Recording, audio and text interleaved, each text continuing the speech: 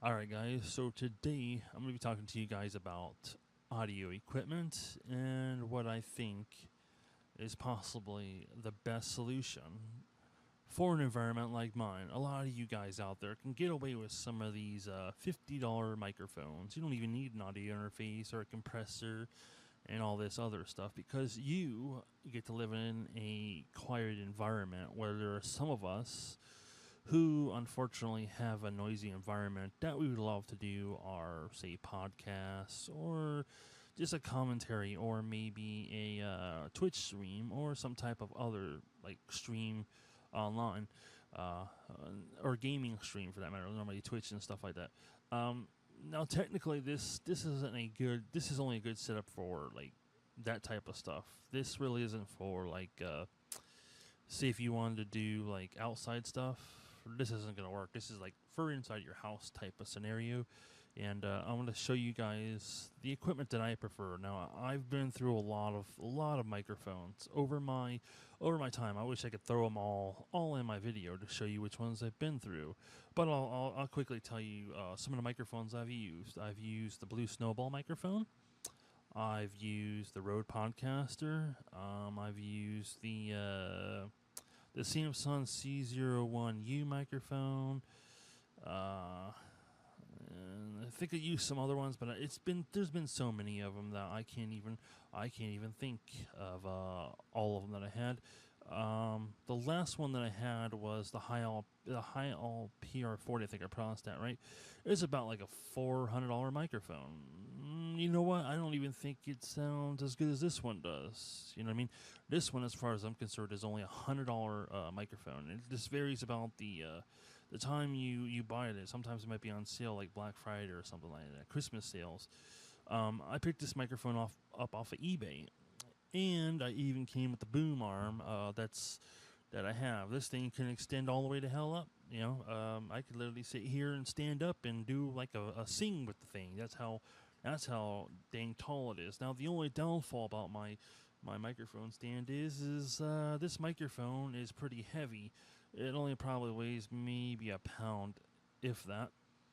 And with the microphone, well, with the arm stretched all the way out as far as I have to reach for it to be able to be where it is right now, the weight will cause this boom arm to make it lean and stuff. So there's a design flaw within the legs of it and stuff. So, anyways, that's my only problem with this boom arm and stuff. I have to kind of work around it. And the only other problem too is you have to be within a microphone spectrum. That's what I like to call it. I don't know what to call it. The bubble is the best I could say it. For example, if I talk way off of it like this one, then you guys can probably just barely hear me talking with this one, which is not too bad because say somebody is talking. I mean, you can easily adjust that within the mixer and stuff. Chances are it might be a little hard to be able to hear you and stuff. It's not perfect, but if you play around with some of the settings on the mixer, trust me, this mixer is overwhelming. Okay, so I've already been in this rant here for 4 minutes, and it's already going to be a 10-minute long video to show you guys the equipment that I have. So I'll tell you right now what equipment that I have. I have the Scarlett 2i2. It's an audio interface because the Mackie 1202 VL2 is a mixer. It's not. It doesn't have a audio interface, so you need an audio interface for you to be able to, have your microphone send all that audio out to a computer, for example. And then I have a compressor limiter gate, which is the Behringer Multicom MDX 4600 compressor limiter gate. And that's the stuff. And then this one is the Sennheiser E835 microphone that I'm using. And some other stuff like a tip ring sleeve and I'm not sure what type of cables these are because I'm not an audio expert, but you guys out there are audio experts probably know what they are. Anyways, I have those going into the main outs on the mixer, and then they run into the two microphone inputs on the Scarlett 2i2, and the Scarlett 2i2 runs to my computer, which is then my dedicated audio card. I no longer use the audio card on my computer, so the Scarlett 2i2 is doing all the audio stuff and whatnot. And that's basically how all that works and stuff. And I'm going to switch you guys over to the dang audio equipment now, and I'll voice over all this stuff, and hopefully I won't screw it up when I tell you guys all the good stuff about it. Well, there was a change of plans because I was going to show you guys, I was really going to jump over and show you guys the equipment. Unfortunately, facepalm, but I need to try to demonstrate one of the problems, why I prefer this setup. And chances are you may not even notice it at all. But what I'm going to do is I'm going to unplug the compressor, and chances are you may not hear hardly any background noise at all. But if I had a condenser microphone, it would be extremely loud. All the hissing and all this other stuff. So I'm going to unplug this mixer. Well, unplug the compressor from the mixer. And you guys may hear a difference from what you hear now. Actually, you know what? I'm going to sit here and I'm going to be quiet for a few seconds so you guys can actually I'm going to mute the microphone is what I'm going to do. And you guys, I'll even try to talk and show you guys. You can't even hear what I'm saying. But the whole thing muted. So, and there we go. We're going to mute it now. And then it's going to be quiet so you guys can hear. Actually, you won't be able to hear that if I mute the microphone. But anyways, I'll just shut up here. I won't say shit.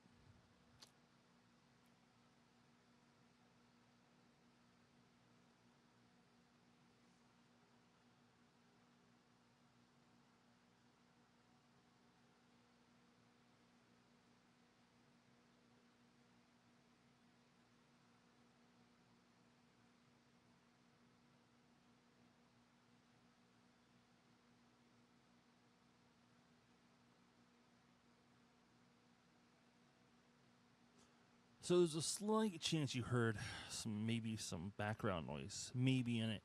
And well, that's probably because I messed up the settings on the mixer when I was in my cleaning process to try to get this stuff all cleaned up. So I probably messed around with one of the knobs and took it off the settings. So I'll have to probably play around with that. Don't let that discourage you, though. That's unfortunately, you have to be really careful with these knobs because, like I said, you really have to get the audio just right for you. I'll show you guys the close-up of the mixer so you guys can see the knobs and how I have them at. But that might not be where you need to have yours because you may have like a lower voice than mine. You may actually have a deeper voice than mine, so you'll probably need higher or lower settings of the mixer. Now, like I said, I'm going to unplug the compressor from the mixer, and we're going to be quiet and listen to you if you can hear the same amount of garbage you heard with the compressor hooked up. So here we go.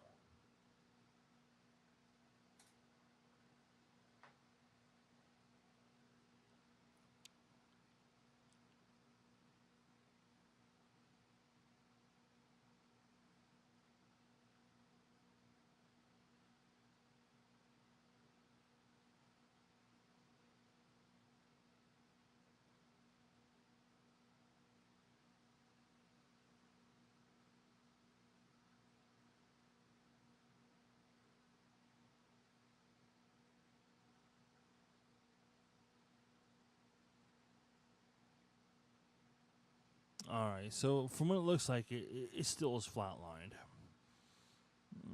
The mixer showed there was hardly any audio. It was all flatlined. So chances are there was probably just maybe a slight amount of noise compared to with it hooked up and stuff. So you're probably not even compressed. Why do I even need a compressor? Uh, depending on what I need to do, I might need it. This microphone, I don't think I really do.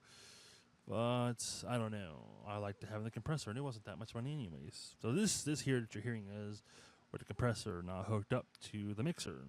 Anyways, you can decide on that, whether you think you need a compressor or not. Chances are you might not. But I like having it just in case I need it. Anyways, we're going to now, hopefully, go over to the video stuff. Now, if this is like a 20-minute video, all right, let's talk about my audio equipment here so everybody knows what it all is. All right, so on the right-hand side there is the Focusrite Scarlett 2i2. It's basically an audio interface. It's required to be able to use this mixer, sadly. If you want to have that plugged into a computer to mixer, then you need to have a audio interface, sadly. And in the middle there is the Mackie 1202 VLZ mixer. It's the first series of the Mackie 1202 VLZ series. And then on the left-hand side is the Behringer Multicom MDX 4600. Now let's talk about the audio interface here. Let's focus Scarlett 2i2 here.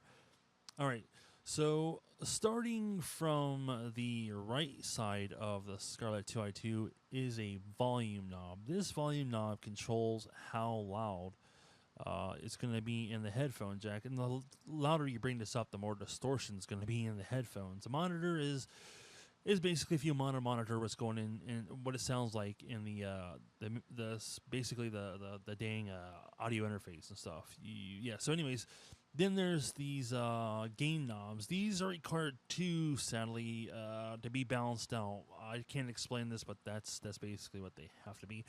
And then these two cables here, I forgot what they're called. I don't know offhand what they are called again, but these require these cables be plugged into the mixer. I think what this does is it's basically the main out, and it's going into the Scarlett 2i2, and that's basically everything that's going into the mixer that is going out and then into the audio interface, and then the audio interface is sending it to my computers. The way I think that works. So these are the cables here. You're going to need these if you're going to want an audio interface like a Scarlett 2i2.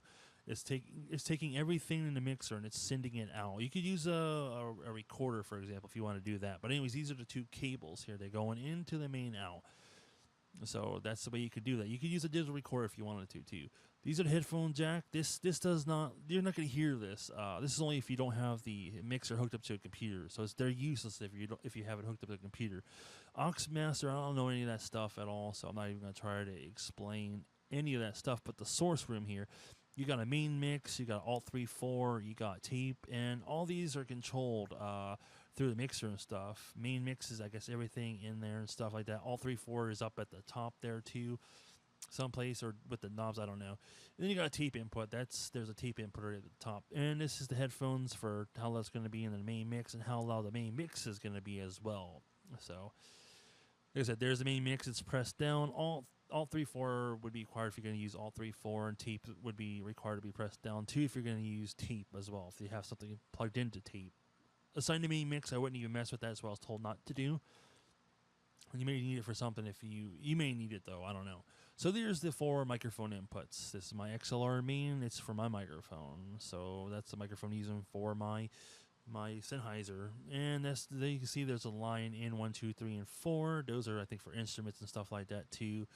And then you got a trim button there and all this other stuff. But anyways, here's a close-up look at the Mackie 1202 VLZ mixer, so you guys can see what it looks like. And a headphone jack, like I'm saying, it's only if you don't have it's only gonna be used for the mixer, and it's gonna be useless. Put it that way. So anyways, here you can see the microphone. So if you had 4 people, you can have 4 people talking into the mixer if they were all in the same room with you. So if you want to have a podcast, there you go. Then you have line inputs if you want to use an instrument and all that stuff too. They could be going in there. So then you have trim knobs for each person on the microphone if they were all connected. Aux, I am not even going to try to explain this, but I'll tell you with 5.6 there in a minute. Then you have your EQs. I don't have a clue how EQs work, so if you know how EQs work, cool. You know how to set those for what you want pan. I don't know why I have that knob like that. It's probably wrong. Then you have mute, Alt 3.4. I don't know what Alt 3.4 is. It's probably something on the mixer somewhere, and that will mute Alt 3.4 or just the microphone too. So it's a great feature to mute the microphone. So if somebody was talking or the person on the other mics were talking, you mute them if they're cussing or something like that, and you don't want them to be heard. You can literally shut them up. So that's how that works too. And then there's this gain knob. I don't have a clue how this gain knob works. Maybe some of you audio experts can shed some light in the comments on some of this stuff that I don't know, and shed some light so everybody knows. All right, so this is line 5 and 6. This is like if I want to use, let's say I wanted to have like a prank call, or I wanted to have music playing or something like that. Well, then that's going in there. And this is a dual tip ring sleeve. I believe it's a 1/4 inch tip ring sleeve going into a 3.5 millimeter jack is what it is. So that plugs into a laptop or my cell phone, and I can prank call people too. So the aux port there's an aux 2. You want to use that if you want nobody to hear that, or you can mute it and nobody can hear it too. But you could hear it if you had the knob for number 2 down too. Anyways, I was showing you there the tip ring sleeves and all that stuff. I was showing you muting it.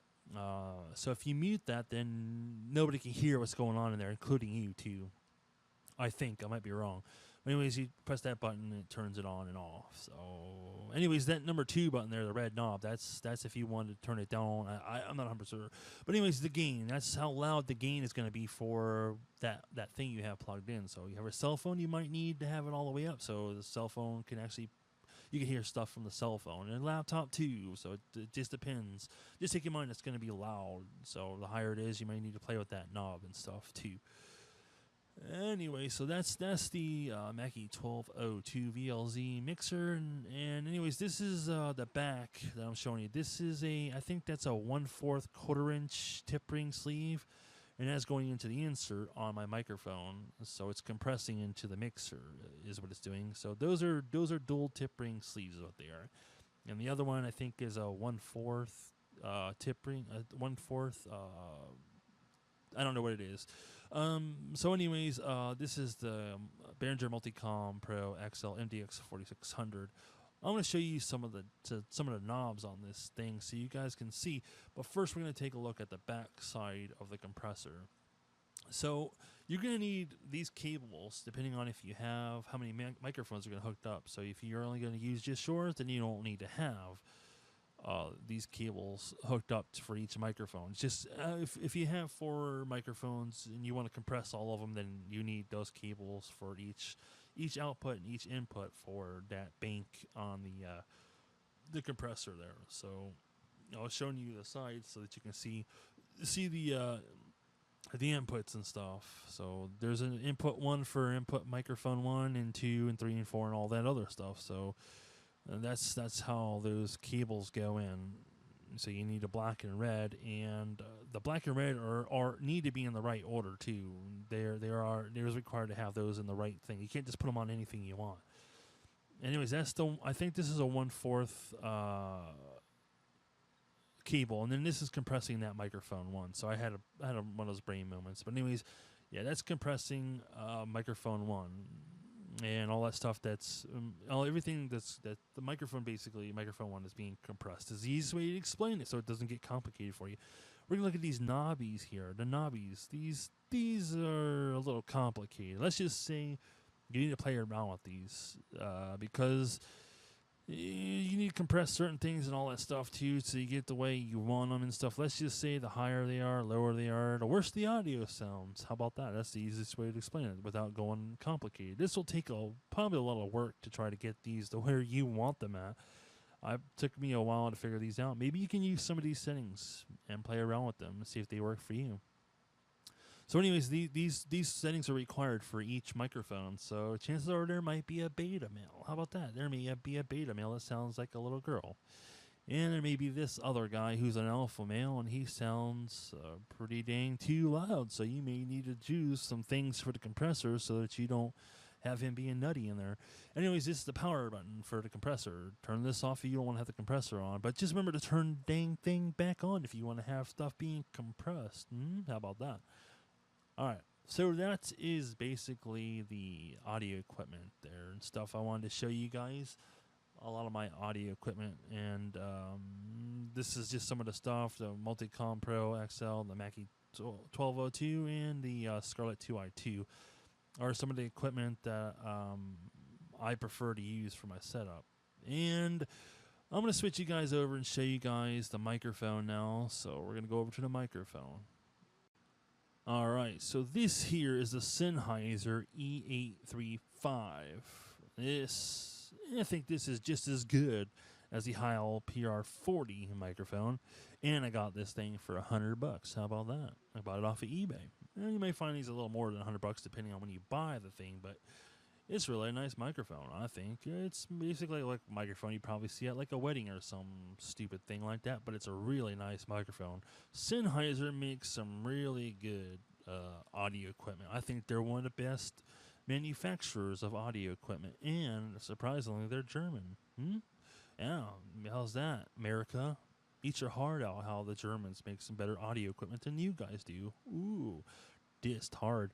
But yeah, this is the beautiful microphone. I do have a pop filter for it, and I was going to show you guys that, but I didn't want you guys to see the dirty pop filter from all my spitting and stuff like that too. Anyways, this is a really nice microphone. Anyways, that's the XLR cable. That's the microphone. So that's going into that microphone, and it's going into the input on. It's going into microphone input on the mixer too. So, anyways, you can see how beautiful this microphone is. Probably you guys don't even like it. You think it's garbage, but it sounds good though, and it only cost me $100. Yeah. Anyways, this is my audio equipment, guys. Hopefully you liked it, and feel free to hit the dislike button for all my haters out there too.